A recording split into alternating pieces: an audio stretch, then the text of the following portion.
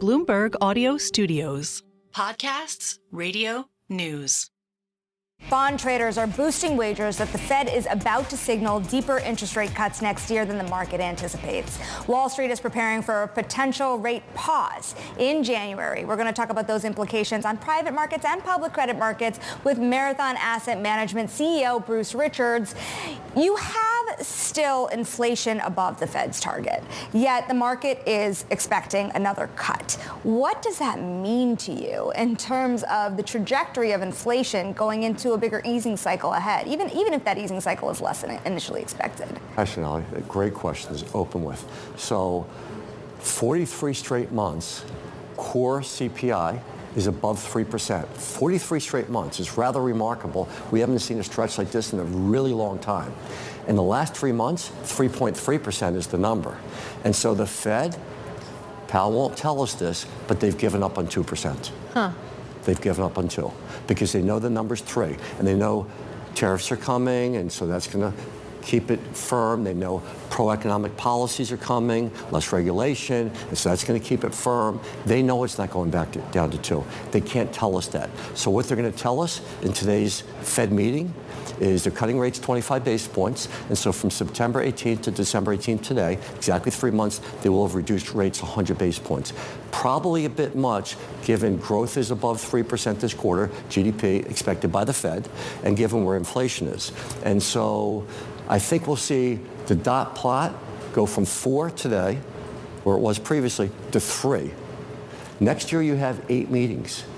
There's only going to be 2, maybe 3 cuts next year. And so most of the time they're going to be in pause, and that's going to keep the markets anxious next year because most of the times they won't be easing, and the markets really like to see an ease. So what does this mean in terms of the trajectory of inflation next year? If you're a fixed income investor, inflation is killer.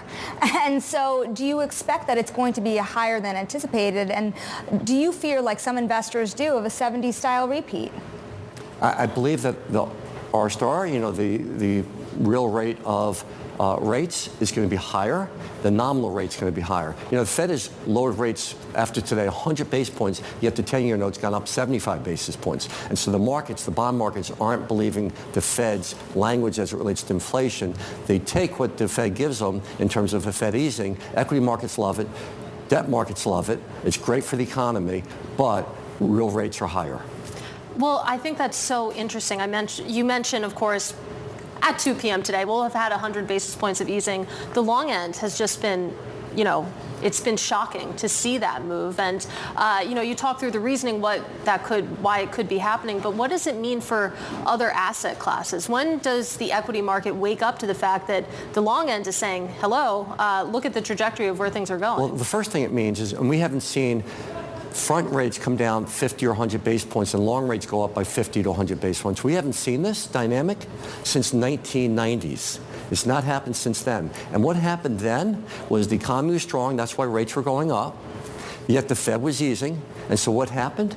Credit spreads went to their tightest levels ever. This is investment grade, triple Bs, double Bs, high yield, all to their tightest levels ever. So what we're going to, and it stayed there for a year and a half. Yeah. So what we're going to see, the first knock on, is the economy's doing well, earnings are doing well, and so the corporate credit spreads are going to tighten in, but yet you can earn a 7% in liquid markets in both high yield and other structured credit instruments that are non-investment grade. And so it's a good rate, but yet it's a really tight spread because the credit risk is being mitigated now. Well, that's what's happening now, right? I mean, you have credit spreads across the spectrum at very, very tight levels. And you put it all together, you could make a case for backing up the truck on investment grade and on junk. Are you making that case? Well, we've been buying and we'll continue to buy. And I think that you'll have a low volatility environment for those types of assets. And so do you want to back up the truck now? I think you want to be equal weight now,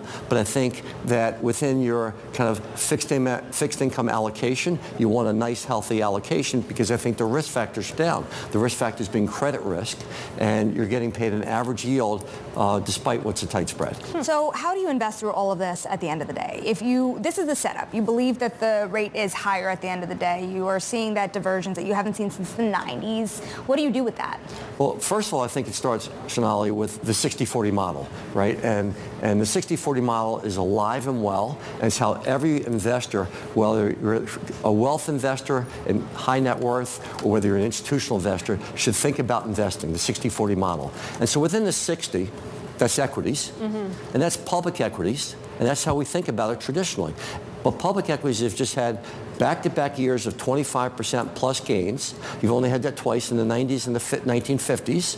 And so it's probably not going to be repeated next year because we brought forward, some of this price action. And so I think this is the time where you want to say, okay, equities will make a 7% return, our historical return, and we'll really want to lean into private equity.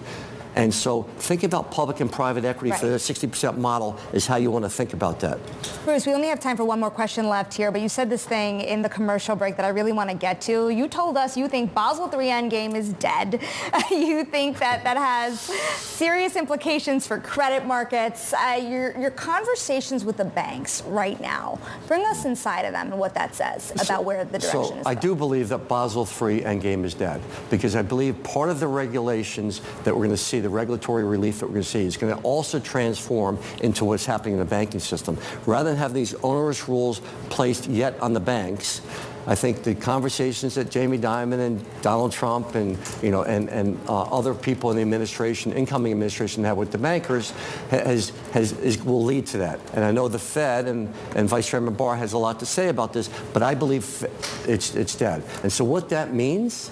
It means the CET1 ratios of the banks, which are pretty strong and pretty large, it's going to unleash a lot of ability for the banks to be able to lend. The number one place they're going to lend to is they'll lend across the board, but they'll lend loan on loan. And so folks like Marathon will get really attractive financing from the banking system, and that attractive financing in the form of lower rates that we're going to be borrowing at will help drive our private credit returns. And so the 40 model, getting back to 60-40, is not only 40% fixed income, but half of that should be in private credit. Direct lending, we're seeing twice the deal flow that we're seeing today, now, this past quarter, than we did in the whole last year. And asset-based lending is alive and well and taking off in a big way. And having that financing available from the banks is a big boon to all of us in the private credit markets. All right, Bruce, come back in 2025, will you? Definitely. All right. Happy holidays when you get there. It's great to see you. Sonali, we really covered a lot, so look forward to speaking again. That is Bruce Richards. He is the CEO of Marathon.